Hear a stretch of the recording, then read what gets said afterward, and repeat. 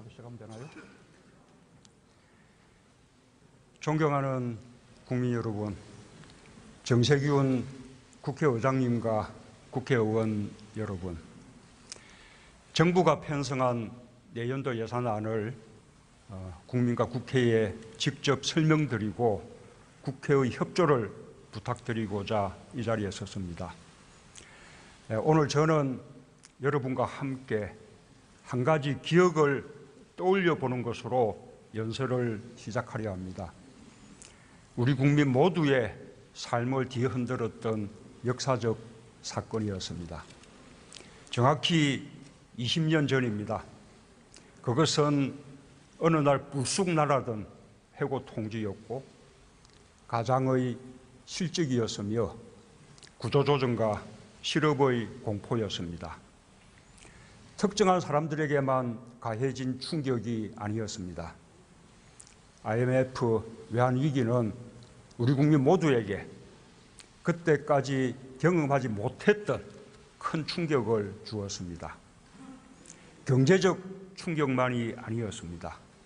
심리적, 정서적 충격이 국민의 삶 전체를 뒤흔들었습니다. 그로부터 20년이 지난 지금 우리 경제는 매우 건실해졌습니다. 외환 보유액은 세계 9위 수준이 되었습니다. 금융과 기업의 수익성도 크게 나아졌습니다. 국제 신용평가기관들도 우리나라의 신용 등급을 역대 최고 수준으로 평가하고 있습니다. 한국 경제는 국가 부도 사태를 맞았던 그때와는 완전히 달라졌습니다. 우리 국민들의 힘이 컸습니다.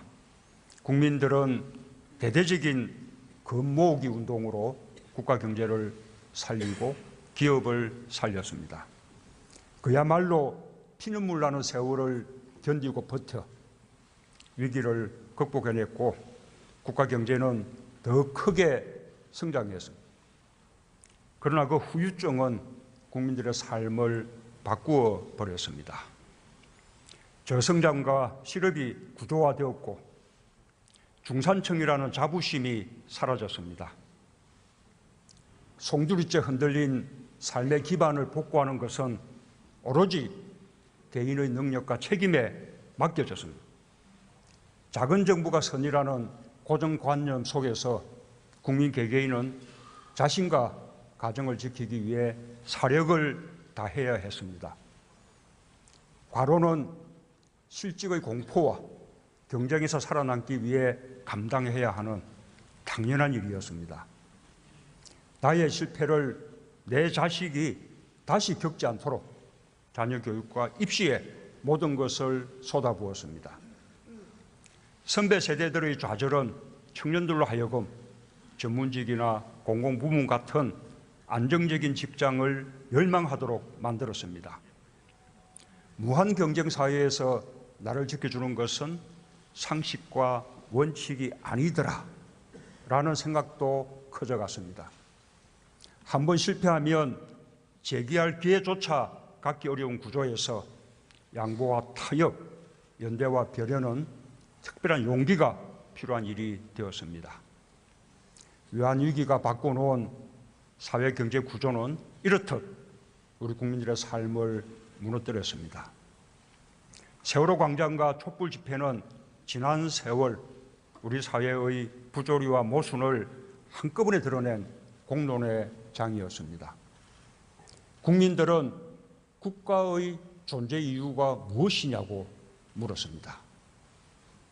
부정부패와 단호히 결별하고 불평등과 불공정을 바로잡을 것을 요구했습니다. 그것은 아무리 노력해도 개인의 힘만으로는 고단한 삶에서 벗어날 수 없는 현실에 대한 고발이었습니다. 국민의 삶과 민주주의를 위협하는 사회경제적 불평등을 해소하자는 선언이었습니다. 촛불혁명은 민주주의의 회복을 넘어 새로운 민주주의의 미래를 밝힌 이정표였습니다. 국가가 국민을 위해 무엇을 해야 하는지 나라다운 나라를 찾아 나서는 과정이 시작되었습니다. 존경하는 국민 여러분, 보다 민주적인 나라, 보다 공정하고 정의로운 나라는 국민이 요구한 새 정부의 책무입니다. 저는 이 책무를 다하는 것을 저의 사명으로 여깁니다. 저는 다른 욕심이 없습니다. 제가 이 책무를 절반이라도 해낼 수 있다면 저의 시대적 소명을 다한 것으로 여길 수 있을 것입니다. 감히 바라건대 국회도 나아가서는 우리 정치 모두가 적어도 이 책무만큼은 공동의 책무로 여겨주실 것을 간절히 바랍니다.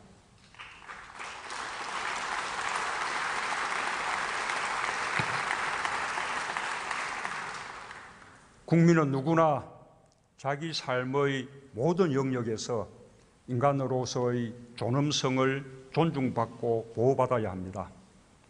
성실하게 하루 8시간 일하면 먹고 사는 걱정은 없도록 정책을 혁신해야 합니다. 아프면 돈 걱정 없이 치료받을 수 있도록 제도를 개선해야 합니다. 자신의 꿈과 재능을 펼칠 기회를 부당하게 빼앗기지 않도록 잘못된 관행을 청산해야 합니다. 저와 정부는 지난 6개월 국민의 뜻을 받들어 대한민국을 나라답게 또 정의롭게 혁신하기 위한 국가혁신의 기반을 마련해 왔습니다. 경제를 새롭게 하겠습니다. 경제가 성장해도 가계소득은 줄어들고 경제적 불평등이 갈수록 커지는 구조를 바꿔야 합니다. 양극화가 경제 성장과 국민 통합을 가로막는 상황을 개선해야 합니다. 그래야 국민의 삶에도 국가에도 미래가 있습니다. 새 정부가 표방하는 사람 중심 경제는 결코 수사가 아닙니다. 바로 이런 절박한 현실 인식에서 출발했습니다. 사람 중심 경제는 우리 경제의 패러다임을 바꾸겠다는 것입니다. 재벌 대기업 중심 경제는 빠르게 우리를 빈곤으로부터 일으켜 세웠습니다. 2차 세계대전 이후 세계 어느 나라도 이루지 못한 놀라운 경제 발전을 가능하게 했습니다. 그러나 정체된 성장과 고단한 국민의 삶이 증명하듯이 더 이상 우리의 미래를 보장하지 못합니다. 사람 중심 경제는 우리 자신과 우리 후대들을 위한 담대한 변화입니다. 저는 바로 지금이 변화의 적기라고 믿습니다. 20년 전 우리는 국가 부도를 막고 외채를 상환하기 위해 많은 것을 희생해야 했습니다.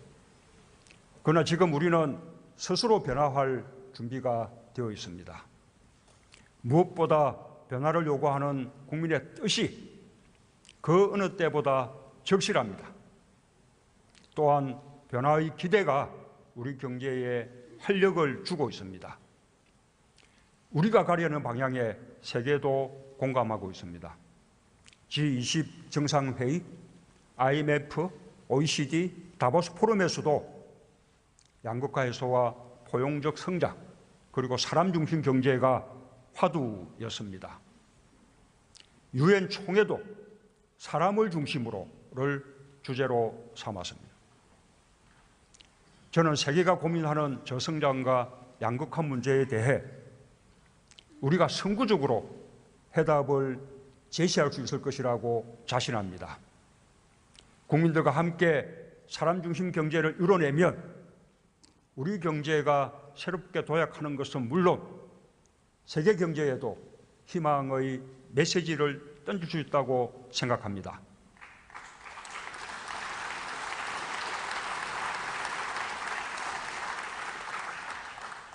사람 중심 경제는 경제 성장의 과실이 국민 모두에게 골고루 돌아가는 경제입니다. 일자리와 늘어난 가계소득이 내수를 이끌어 성장하는 경제입니다. 혁신 창업과 새로운 산업의 기회를 가질 수 있는 경제입니다. 모든 사람, 모든 기업이 공정한 기회와 규칙 속에서 경쟁하는 경제입니다. 저는 이것을 일자리와 소득주도 성장, 혁신 성장, 공정 경제라는 세 개의 축으로 말씀드려 왔습니다. 혁신적 도전과 성공에 대한 확신이 우리 경제를 바꿀 수 있습니다. 정부는 우리 국민의 저력을 믿고 사람 중심 경제를 힘차게 추진하겠습니다. 경제와 사회가 따로일 수 없습니다.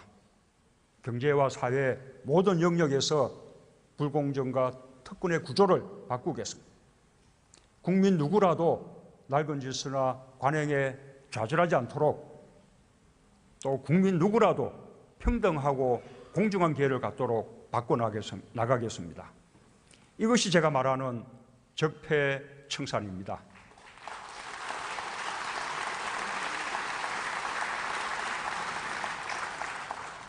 권력기관의 개혁은 사회적 신뢰 회복을 위한 성결 과제입니다. 국정원은 국민의 정보기관으로 탈바꿈해야 합니다. 국정원이 국내 정치와 절연하고 해외와 대북 정보에만 전념하도록 개혁하겠습니다. 저의 의지는 확고합니다. 국회가 입법으로 뒷받침해 주시기를 기대하고 요청합니다.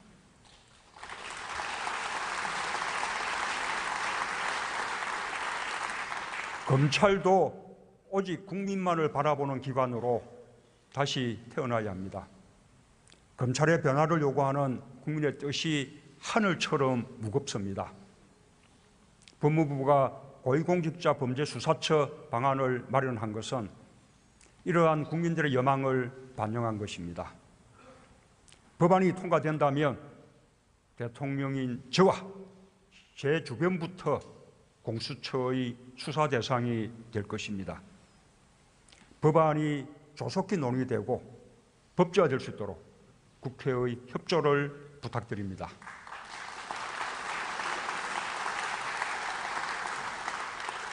권력이 국민의 기회를 빼앗는 일도 없어야 합니다. 최근 드러난 공공기관 채용 비리는 우리 청년들이 무엇 때문에 절망하고 있는지 그대로 보여주었습니다. 공공기관이 기회의 공정성을 무너뜨리는 일은 결코 용납할 수 없습니다. 구조적인 채용 비리 관행을 반드시 혁파하겠습니다. 공공기관의 전반적 채용 비리 실태를 철저히 규명하여 부정행위자는 물론 청탁자에게도 엄중한 책임을 묻는 시스템을 갖추겠습니다.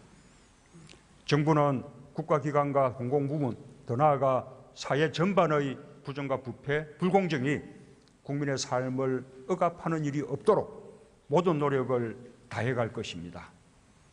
더 이상 반칙과 특권이 용인되지 않는 나라로 정의롭게 혁신하겠습니다.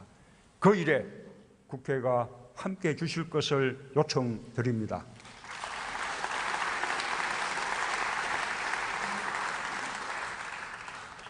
한반도는 우리 국민이 살고 있고 살아갈 삶의 공간입니다. 안전해야 합니다. 평화로워야 합니다. 이는 헌법이 대통령에게 부여한 책무이기도 합니다.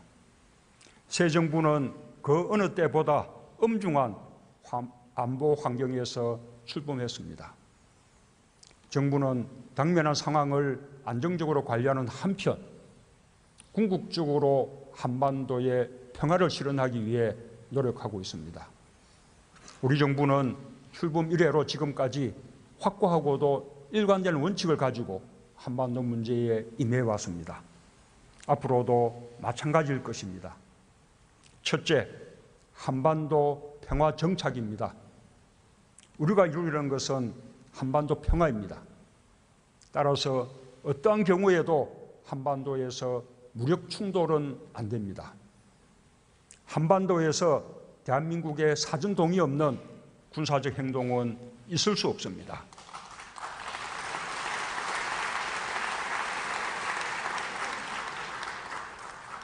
둘째, 한반도 비핵화입니다.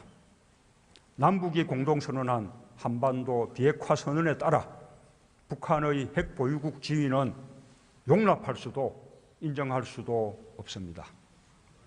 우리도 핵을 개발하거나 보유하지 않을 것입니다.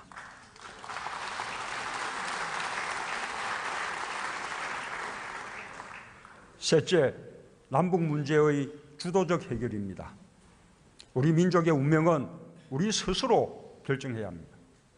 식민과 분단처럼 우리의 의사와 무관하게 우리 운명이 결정된 불행한 역사를 반복하지 않을 것입니다.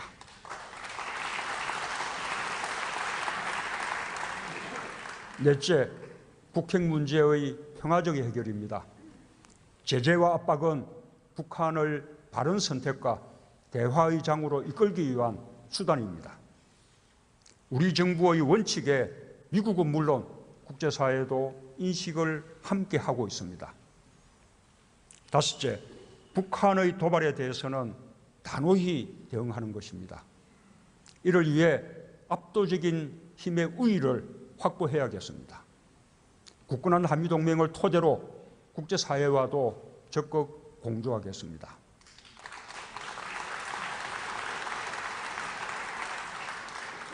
우리 정부는 이상의 원칙을 바탕으로 한반도 문제 해결을 위해 다각도로 노력하고 있습니다.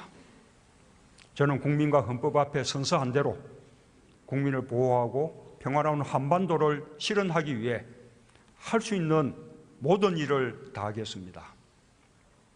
북핵 문제 앞에서 정부와 국회 또 여와 야가 따로일 수 없습니다. 한반도 정책에 있어서만큼은 초당적인 협조가 있기를 기대합니다.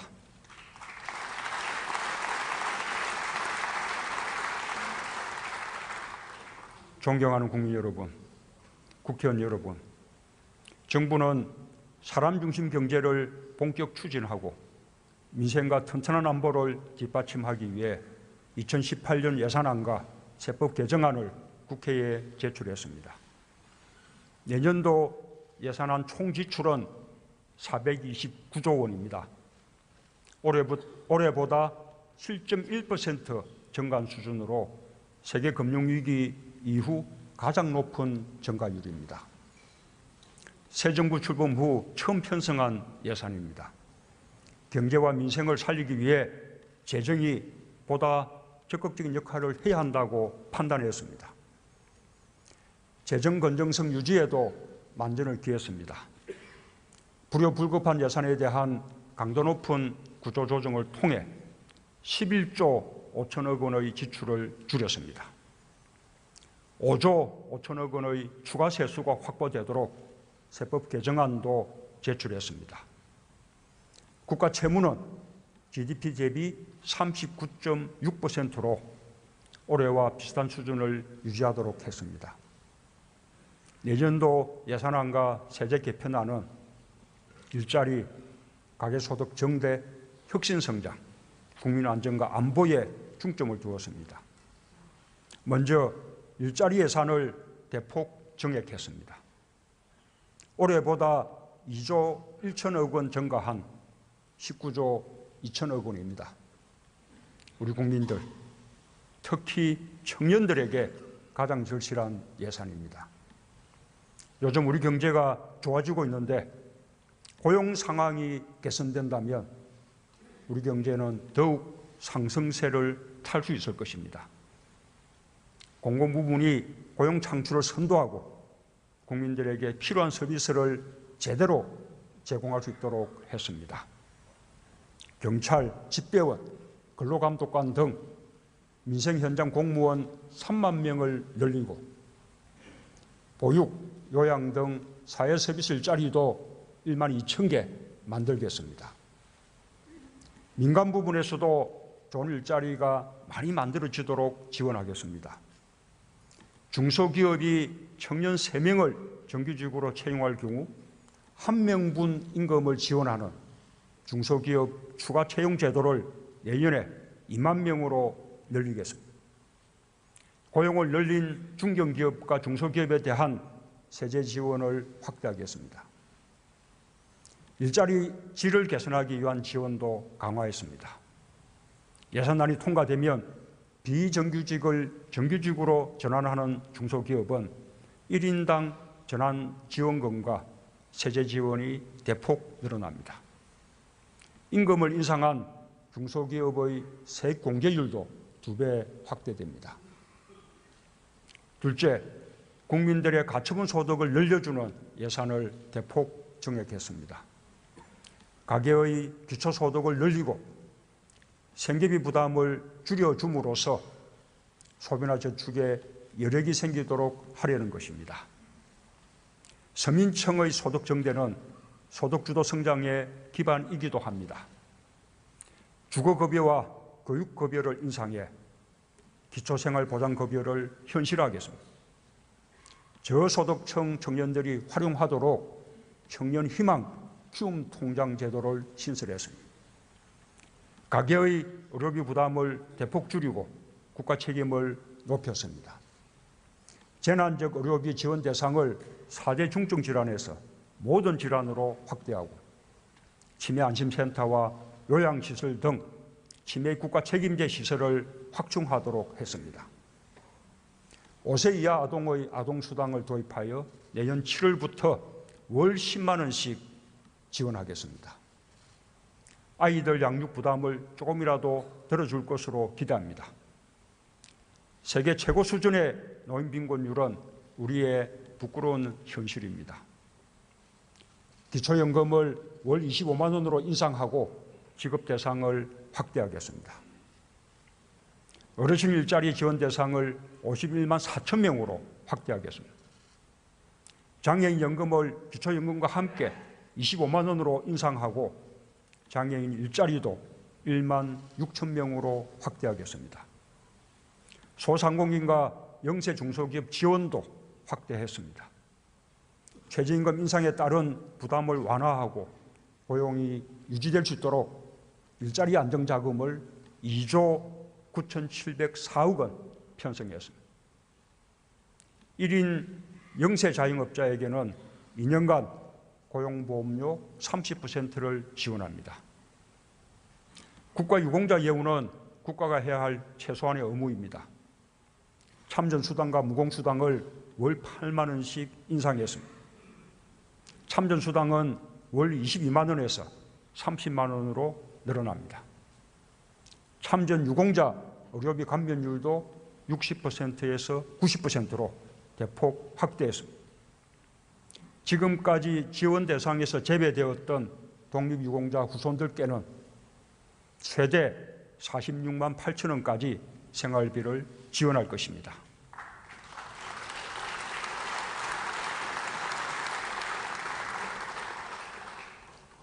소득주도 성장을 뒷받침하기 위해 세법 개정도 추진합니다. 초고소득자의 소득세율과 과표 2천억 원 이상 초대기업의 법인 세율을 인상하는 세법 개정안을 국회에 제출하였습니다. 이를 통해 서민, 중산층, 소상공인과 중소기업 지원을 보다 강화할 수 있을 것으로 기대됩니다. 부자와 대기업이 세금을 좀 더 부담하고 그만큼 더 존경받는 세상이 바람직하다고 생각합니다. 셋째, 4차 산업혁명과 벤처 창업으로 새로운 성장 기반과 좋은 일자리를 만들기 위해 혁신성장 예산을 중점 반영했습니다. 우선 4차 산업혁명의 핵심 융합기술 개발을 위해 총 1조 5천억 원을 투자하겠습니다. 특히 중소기업 간 공동연구 지원을 확대하고 스마트 공장 지원 등 지능정보화에 착수하겠습니다. 성장 동력을 찾고 좋은 일자리를 만들 수 있는 혁신 창업에 특히 많은 지원이 이루어지도록 했습니다. 추경을 통해 8천억 원을 추가 출자한 중소기업 지원 펀드에 이어서 내년에는 투융자 복합 금융 지원을 확대하고 제도전 성공 패키지 지원 대상을 늘리겠습니다. 사내 창업 프로그램 지원을 새로 도입하고 민간 합동 창업 지원, 사회적 기업 창업 지원도 대폭 확대했습니다. 창의적인 아이디어를 사업화, 또 창업으로 연결시키는 핵심 기반으로 한국형 창작 활동 공간을 75곳 설치하겠습니다. 젊은이들의 창의적인 아이디어가 사업화될 수 있도록 하겠습니다. 아울러 지역의 혁신 도시를 대단지 혁신 클러스터로 발전시키겠습니다. 넷째, 안전한 대한민국을 위해 환경, 안전, 안보 분야 예산을 확대했습니다. 국민의 생명과 안전을 지키는 일은 국민의 기본적인 책무이며 나라다운 나라의 출발점입니다. 국민들의 염려가 큰 미세먼지 등 환경 개선을 위해 노후 경유차와 화물차 조기 폐차를 늘리고 전기차에 대한 지원을 확대했습니다. 가습기 살균 피해자와 가족에 대해 국가도 책임을 함께 하겠습니다.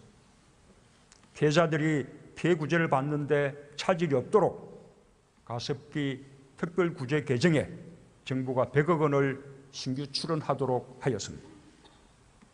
또한 유사한 피해가 재발하지 않도록 살생물제 안전관리 예산 183억 원도 반영하였습니다.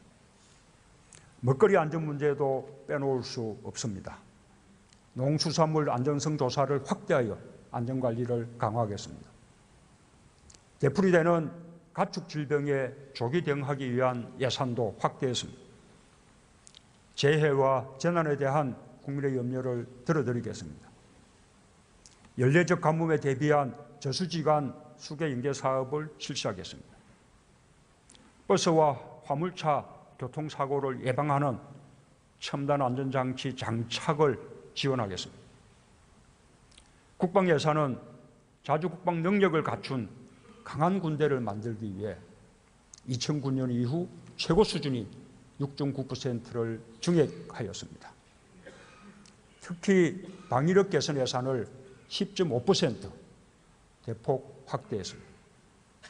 북한의 위협으로부터 국민을 보호하기 위해 한국형 삼축 체계를 조기에 구축하겠습니다. 아울러 병사 봉급을 병장 기준 월 21만 6천 원에서 40만 6천 원으로 대폭 인상하여 사병 복지와 사기를 높이겠습니다.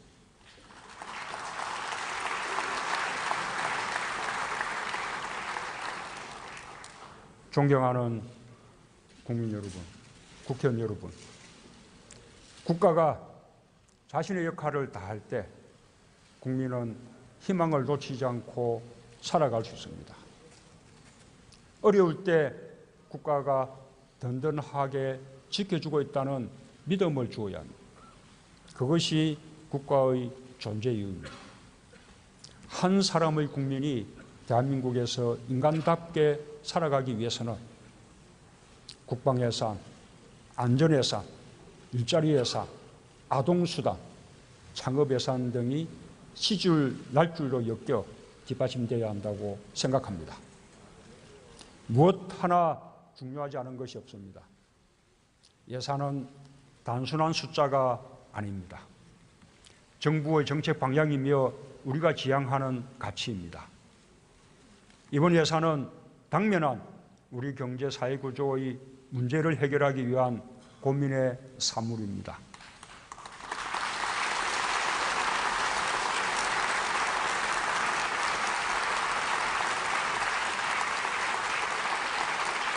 이번 예산 편성에서 또 한 가지 의미 있는 부분은 국민 참여 예산제의 시범적 도입입니다.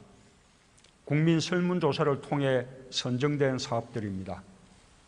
500억 원의 범위 안에서 여성 안심 임대주택 지원 사업 356억 원, 재택 원격 근무 인프라 지원 20억 원 등 6개 사업이 편성되었습니다.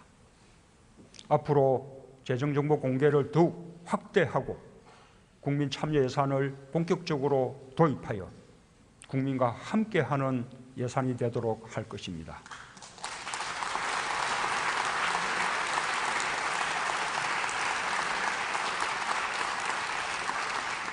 이번 예산 사업에는 지난 선거에서 야당이 함께 제안한 공통공약 사업도 많습니다. 청년대책, 비정규직 문제, 아동수당 도입, 육아휴직 확대, 국공립 보육시설 확충, 건강보험 보장성 강화 등입니다. 새 정부가 의욕적으로 추진하는 국정과제와 지난 대선의 공통공약, 안보 문제에 대해서 대승적 차원에서 국회의 적극적인 이해와 협조를 특별히 부탁드립니다.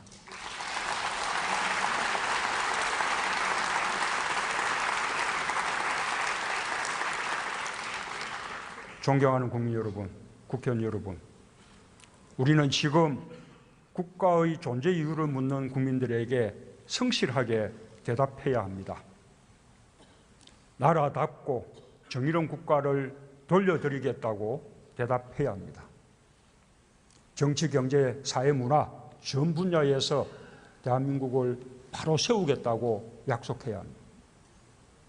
그동안 모든 책임을 스스로 짊어져야 했던 국민들께 이제는 국가가 국민의 삶을 책임지겠다고 나서야 합니다.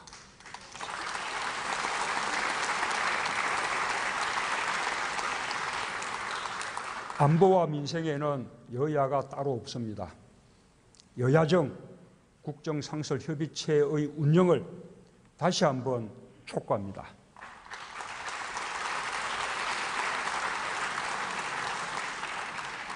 개헌은 국민의 뜻을 받드는 일입니다. 변화한 시대에 맞게 국민의 기본권을 확대해야 합니다. 수도권과 지방이 함께 발전할 수 있도록 지방 분권과 자치를 강화해야 합니다. 개헌은 내용에 있어서도 과정에 있어서도 국민의 참여와 의사가 반영되는 국민 개헌이어야 합니다. 국민 주권을 보장하고 정치를 개혁하는 개헌이어야 합니다. 저는 내년 지방선거 때 개헌 국민투표를 함께하는 것이 바람직하다고 생각합니다. 그 시기를 놓친다면 국민들이 개헌의 뜻을 모으기가 쉽지 않을 것입니다. 국회에서 일정을 헤아려 개헌을 논의해 주시기를 당부드립니다.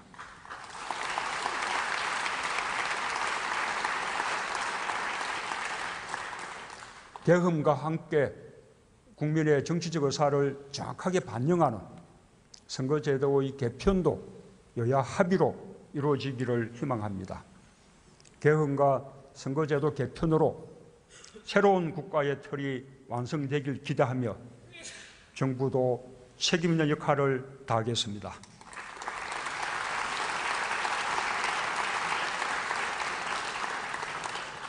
존경하는 국민 여러분, 정세균 국회의장님과 국회의원 여러분, 지난 10월 20일 신고리 오르코기 공론화 과정이 마무리되었습니다. 시민참여단은 반대 의견을 경청하고 배려하며 통합과 상생의 힘을 보여주셨습니다. 사회적 대화와 대타협이 얼마든지 가능하다는 것을 확인시켜 주었습니다. 참으로 우리 국민들이 자랑스럽습니다. 우리 국민들은 언제나 정치의 변화를 주도해 왔습니다. 지금도 국민들은 정치의 혁신을 요구하고 있습니다. 내 삶을 바꾸는 정치를 요구하며 스스로 나서고 있습니다. 이제 우리 정치권이 국민의 의지를 받들어 실천할 때입니다. 우리 정치가 지쳐지지 않게 협력하여 국민의 기대에 부응해야 합니다. 100일 앞으로 다가온 평창 동계올림픽과 패럴림픽의 성공은 국가적 과제입니다. 오늘은 그리스에서 출발한 성화가 도착하는 날이기도 합니다. 평창 동계올림픽과 패럴림픽은 한반도의 평화를 다질 수 있는 절호의 기회입니다. 국회와 의원님들께서 관심을 갖고 함께 주시길 부탁드립니다.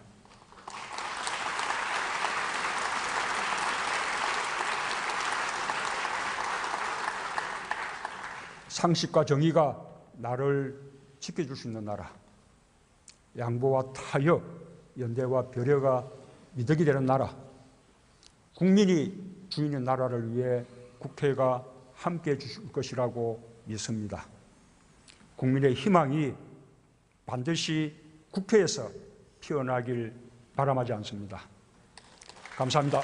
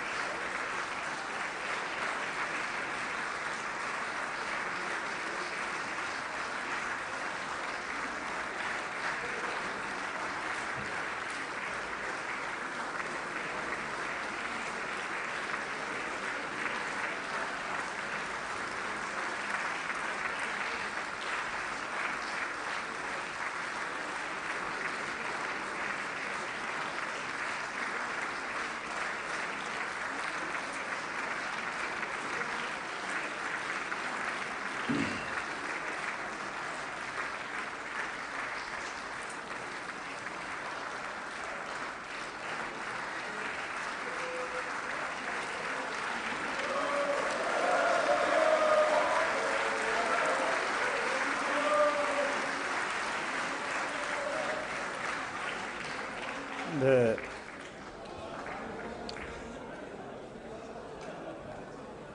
다음은 바랍니다.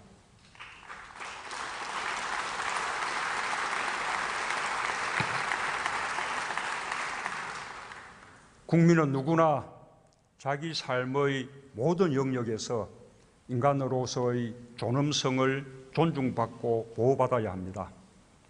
성실하게 하루 8시간 일하면 먹고 사는 걱정은 없도록 정책을 혁신해야 합니다.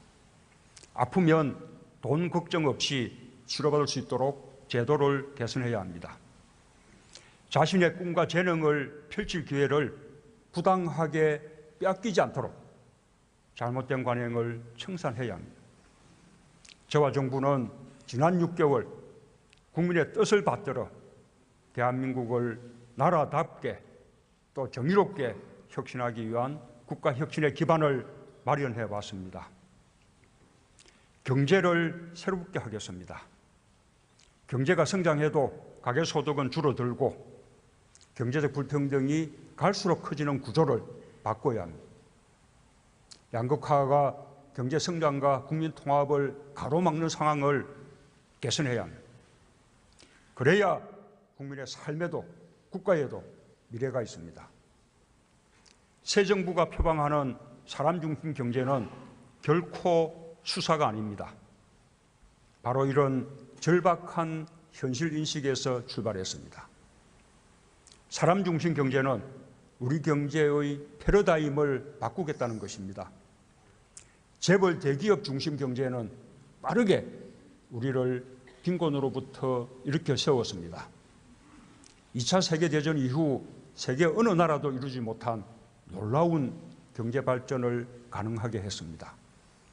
그러나 정체된 성장과 고단한 국민의 삶이 증명하듯이 더 이상 우리의 미래를 보장하지 못합니다. 사람 중심 경제는 우리 자신과 우리 후대들을 위한 담대한 변화입니다. 저는 바로 지금이 변화의 적기라고 믿습니다. 20년 전 우리는 국가 부도를 막고 외채를 상환하기 위해 많은 것을 희생해야 했습니다. 그러나 지금 우리는 스스로 변화할 준비가 되어 있습니다. 무엇보다 변화를 요구하는 국민의 뜻이 그 어느 때보다 적실합니다. 또한 변화의 기대가 우리 경제에 활력을 주고 있습니다. 우리가 가려는 방향에 세계도 공감하고 있습니다. G20 정상회의, IMF, OECD, 다보스 포럼에서도 양극화 해소와 포용적 성장, 그리고 사람 중심 경제가 화두였습니다. 유엔 총회도 사람을 중심으로를 주제로 삼았습니다. 저는 세계가 고민하는 저성장과 양극화 문제에 대해 우리가 선구적으로 해답을 제시할 수 있을 것이라고 자신합니다. 국민들과 함께 사람 중심 경제를 이뤄내면 우리 경제가 새롭게 도약하는 것은 물론 세계 경제에도 희망의 메시지를 던질 수 있다고 생각합니다.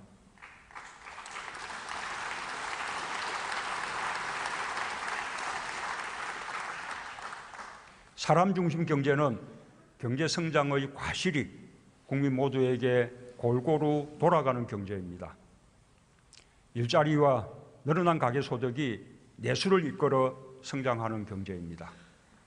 혁신 창업과 새로운 산업의 기회를 가질 수 있는 경제입니다. 모든 사람, 모든 기업이 공정한 기회와 규칙 속에서 경쟁하는 경제입니다. 저는 이것을 일자리와 소득주도 성장, 혁신 성장, 공정경제라는 세 개의 축으로 말씀드려 왔습니다.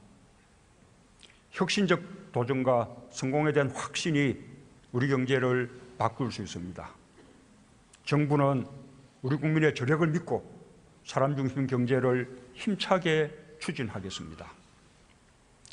경제와 사회가 따로일 수 없습니다.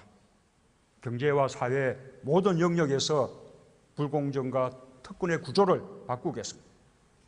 국민 누구라도 낡은 질서나 관행에 좌절하지 않도록, 또 국민 누구라도 평등하고 공정한 기회를 갖도록 바꿔나가겠습니다. 이것이 제가 말하는 적폐청산입니다.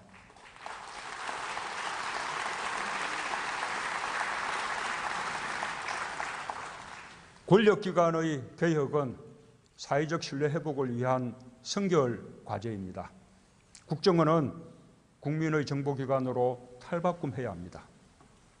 국정원이 국내 정치와 절연하고 해외와 대북 정보에만 전념하도록 개혁하겠습니다. 저의 의지는 확고합니다.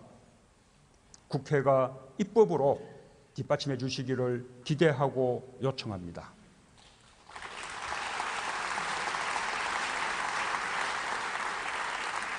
검찰도 오직 국민만을 바라보는 기관으로 다시 해야 했습니다.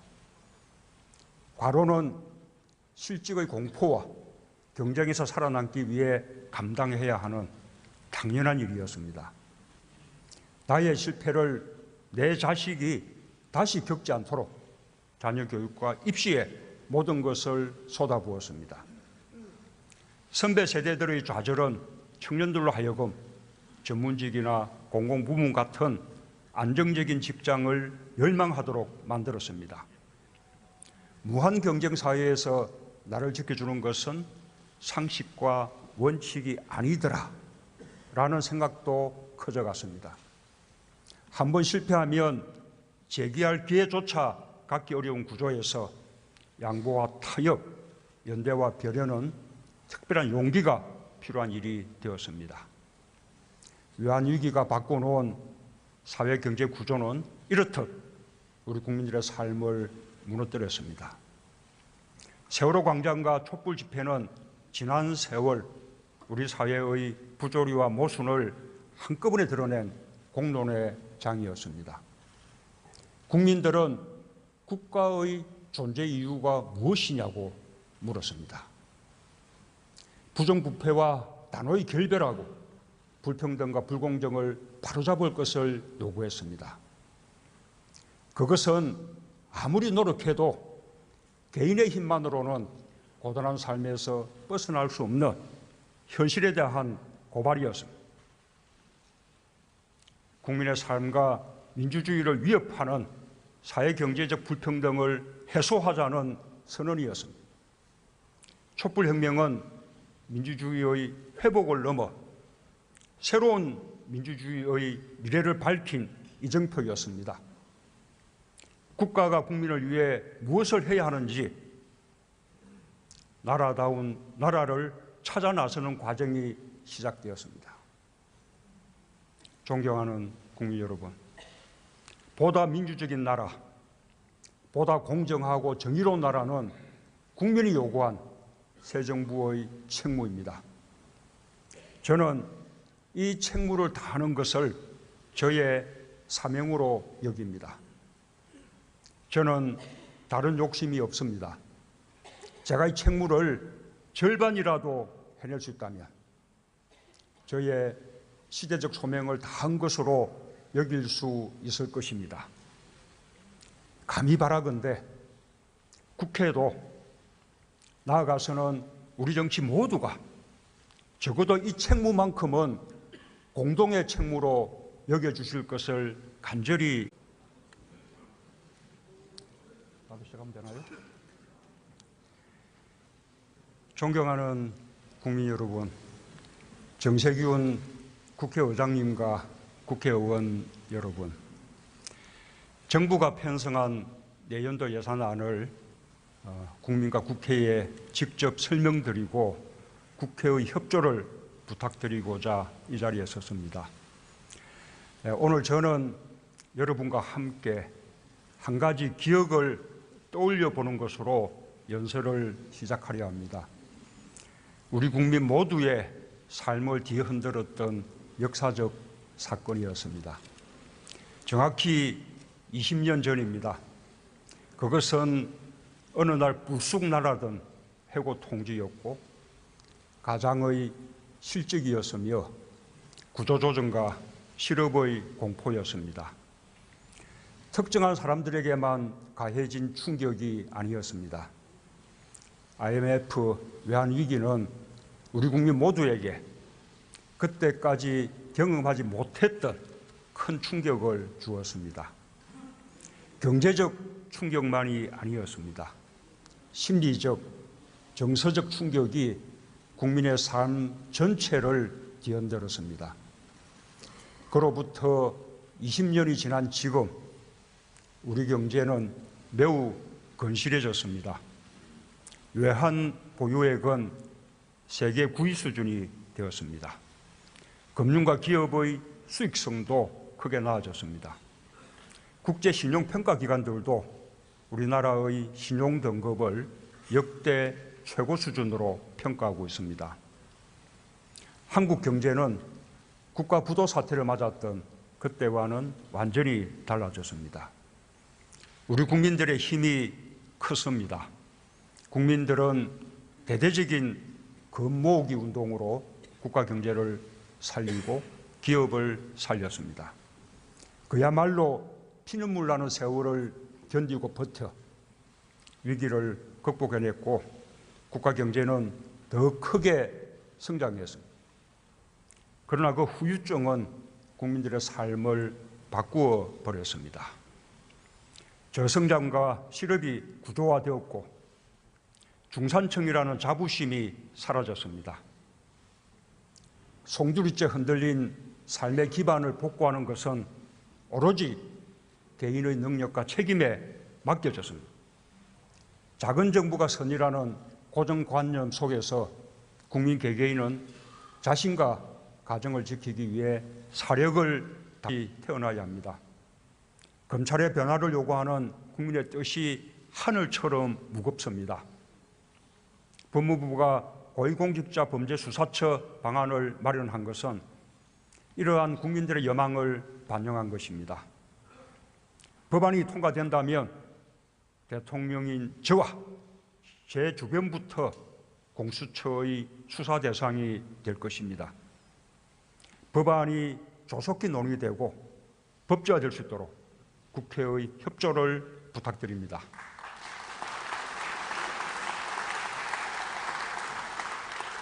권력이 국민의 기회를 빼앗는 일도 없어야 합니다.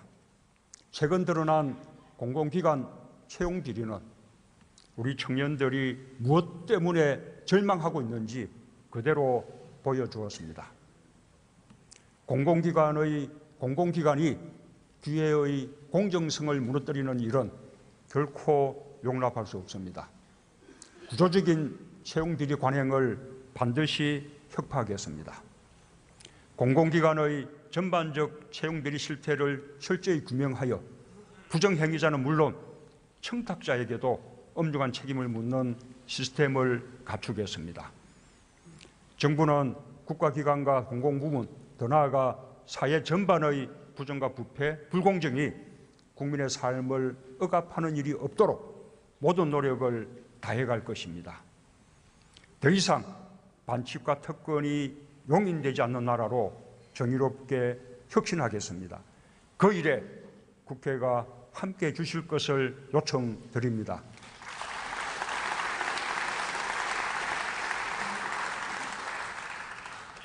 한반도는 우리 국민이 살고 있고 살아갈 삶의 공간입니다. 안전해야 합니다. 평화로워야 합니다. 이는 헌법이 대통령에게 부여한 책무이기도 합니다. 새 정부는 그 어느 때보다 엄중한 안보 환경에서 출범했습니다. 정부는 당면한 상황을 안정적으로 관리하는 한편 궁극적으로 한반도의 평화를 실현하기 위해 노력하고 있습니다. 우리 정부는 출범 이래로 지금까지 확고하고도 일관된 원칙을 가지고 한반도 문제에 임해왔습니다. 앞으로도 마찬가지일 것입니다. 첫째, 한반도 평화 정착입니다. 우리가 이루려는 것은 한반도 평화입니다. 따라서 어떠한 경우에도 한반도에서 무력 충돌은 안 됩니다. 한반도에서 대한민국의 사전 동맹